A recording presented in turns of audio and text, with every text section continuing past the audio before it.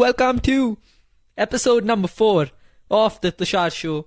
Today we are talking about a really special incident for me. It happened just a few days ago, and this was when I confessed to my first real crush. So this was when I was around 10 years old, and I was stationed in a place called Udhampur, which is in Jammu and Kashmir. So my father is an army doctor, so he gets posted to all these different places in the country. And I'm speaking from Bangalore, India right now. And Udhampur is in Jammu and Kashmir, the northernmost state of India, also called the Crown of India. So I was there, and I was in 6th standard, and I joined school newly. And then there was this other girl who joined school, and of course I'm changing her name here, but for the story's sake, let's keep her name as Radhika. So Radhika also joined school new, and I also joined school new, and our numbers were at the end. So she was roll number 39, I was roll number 40. I think that was somewhat the situation. And we were made to sit together in the start. Now, I don't want to go into the whole story of how our friendship was during that time, or what the situation was like. But in short, I found her to be a very, very sweet-natured girl, and I really liked her. I wanted to talk to her. But at that time, the idea or the thought of talking to girls was kind of a sin. Because we would not do that. We wouldn't talk to girls. I think I was still getting out of that phase of really not interacting with girls. Because from first, I think nursery, LKG, UKG, you kind of spoke to girls. You played around with them. But first, second, third, fourth, fifth, you had to really not talk to girls. If you sat with girls, it would be because a teacher made you sit with a girl in class, or you would ask them for the pencils and the erasers because they would always have the stationery in place, and you'd be the person who would forget the stationery. So yeah, those were the kind of interactions that used to happen in school. It wasn't a very it was a co-ed school, but the society kind of made it, or maybe peer pressure of friends made it that you really stick to your group of friends. Don't bother about the rest.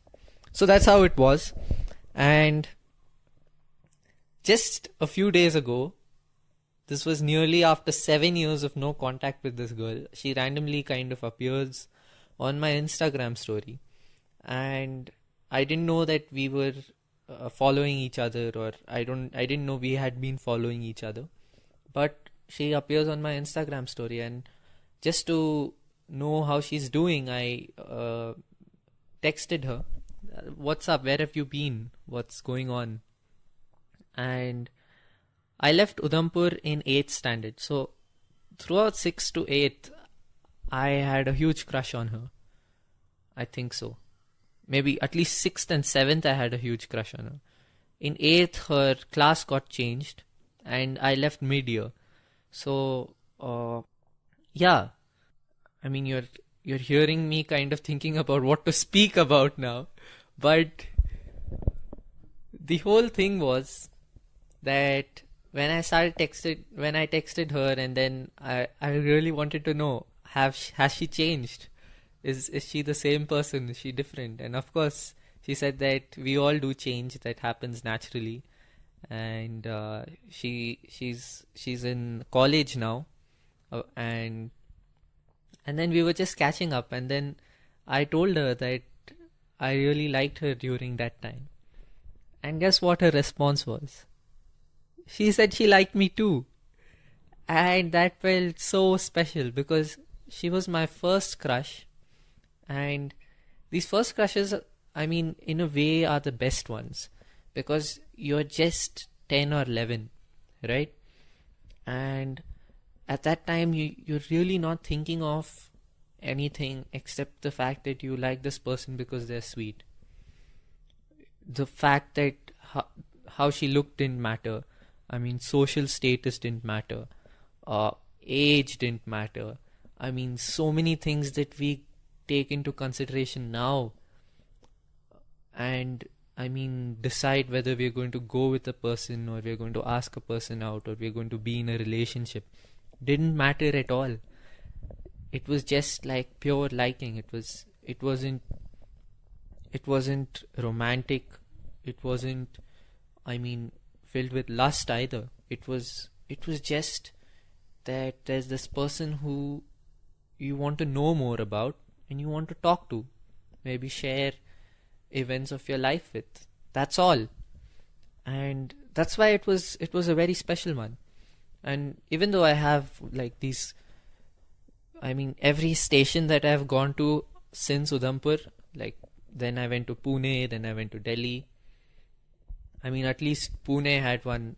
Every station has one nice major crush. Pune had it. Delhi maybe, maybe not. Bangalore definitely had it. But major or minor crushes, I have a kind of policy from within myself that if I have a liking for someone, I kind of feel obliged to tell them that I like them, even if it isn't reciprocated. Now with her, it wasn't that I wanted her to reciprocate it, but it happened so that she too liked me at that time, and I really never talked to her over there. I mean, like I told you, the only interactions I had were I asked her whether she finished her homework on time, or how many marks she got in a test, or maybe in the school fair sometime I played a game with her or something. But they were minimal. It wasn't like letting your heart open out and really speaking your heart out, which could have happened. But since I went to Pune, I kind of started mustering up the courage to be more open, be more authentic, and tell the people I like that I like them and that I appreciate them and they make me feel good. Because I believe that this makes someone feel special. I believe that there is a need for doing this, and this makes that person feel valued. And it also kind of made me think about how temporary we are with each other. Like, I was with her for 2.5 years, and I happened to also meet her on the last day of school. And she was one of the last people I met before exiting the school gate. And I was just telling myself, tell her now. 2.5 years are over. You can tell her this now. But I didn't tell her that, and I just went out of school without telling her anything. And I mean, that's a memory that's remained. I could have told it to her then. I mean, it wouldn't have harmed anything. But I couldn't. I was scared. But now, being more vulnerable and telling more people, I've told all my crushes ever since then that, hey, I have a liking for you. I find you sweet. I find you cute. Or I like the way you do this, or I like the way you do that. Maybe not all, but I try to tell most of them. And what this does is that it makes me more vulnerable, and it makes me more strong. Because whether or not they reciprocate the gesture, or reciprocate the feelings, or reciprocate the words, I need to know and understand that I'm always there to love myself, regardless of whether they love me back or not. And with that in mind, I can really tell anyone that I love them and not feel disappointed or rejected by them not reciprocating. It isn't considered a letdown when they don't reciprocate. It is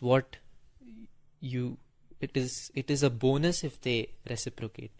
You shouldn't expect something to happen in return. You should do it for the fact that you may make them feel better about themselves, and the fact that those are honest and true feelings, and that's making you a more authentic person.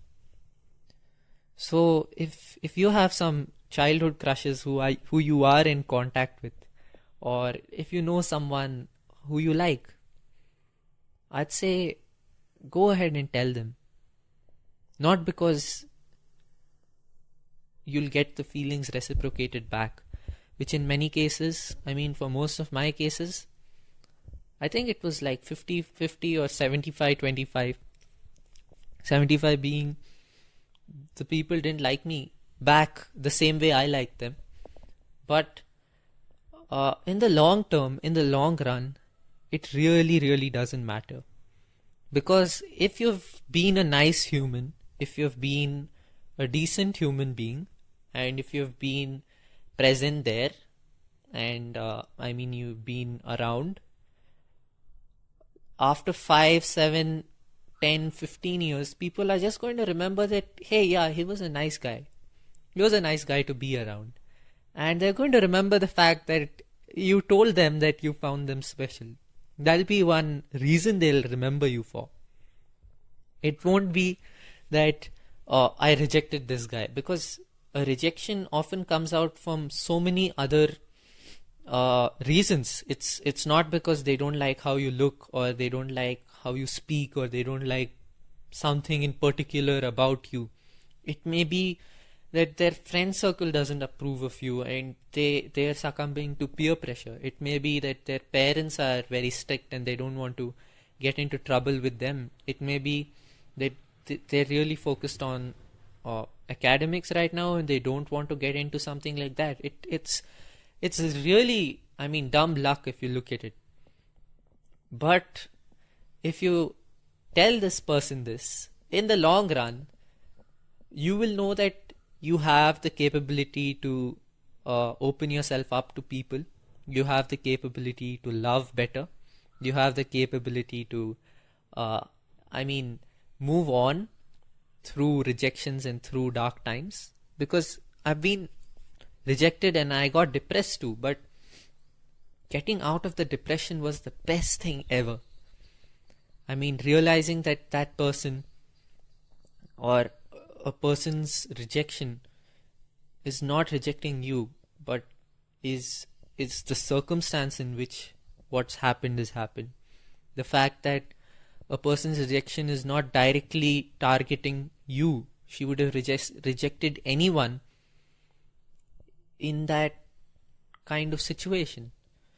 If someone else was put in my place in the same circumstance, and he did the exact same things that I did during that exact same time, the outcome would have been the same. So it isn't anything to take personally. So if it isn't personal, and if it's on the circumstance, and sometimes it's just dumb luck, then I believe that you should just go ahead, open your heart, and live the day. Because again, there is this hope of what if this person says yes, and I mean, there is a chance for something good to come out of it. But I'm taking a standpoint of that most likely it may not happen, or if it does not happen, there's really no loss, which you're considering, what you're thinking as a loss, that she didn't reciprocate, that's a loss for me. That isn't a loss, that's a gain. Because in the long term, that girl or that guy is going to remember you for being brave and having the courage to let out your emotions and feelings. And in the long term, they'll remember you as a good person. And that friendship remains tight. I mean, you bond over something like this. So I hope you enjoyed this episode of the Tushaar Show. And you can support me on Patreon. The link to Patreon is patreon.com/your_local_podcaster. You can find me on Instagram at @your_local_podcaster. You can find me on Twitter at @Tushar TUSHAAR_007. And you can find these shows on iTunes, Stitcher Radio, Radio Public, uh, Anchor. No, you can't find it on Anchor yet. All the other major podcasting platforms, including Spotify, iTunes, etc., etc. I hope you enjoyed this podcast and you consider revealing your feelings to that special person, because it'll make this day. And by the way, Valentine's Day is coming around the corner. So I think this will be a good episode. I mean, a good message for Valentine's Day coming around the corner. Like, you can use it for that. I'll promote this podcast even more then, but I'm releasing it on today's 5th of February while I'm recording this. I'm releasing it on 7th of February. And yeah. And for that girl, Radhika, and by the way, special fact, Radhika is because there's this song Madhuban Mein Radhika, and I used to sing it when I was in 6th and 7th. It was a song I learned with my father, and it was very popular among my students, in the sense because I sung it once. It was a free period and the teachers said that, okay, someone sing a song, someone dance, someone do something. Like, that's how we used to while away time in our free periods then. And I volunteered, or I don't know how it started, but I volunteered and I sung this song, Madhuban Mein Radhika Nache Re. And after that, I mean, this was stuck. People wanted me to sing this song.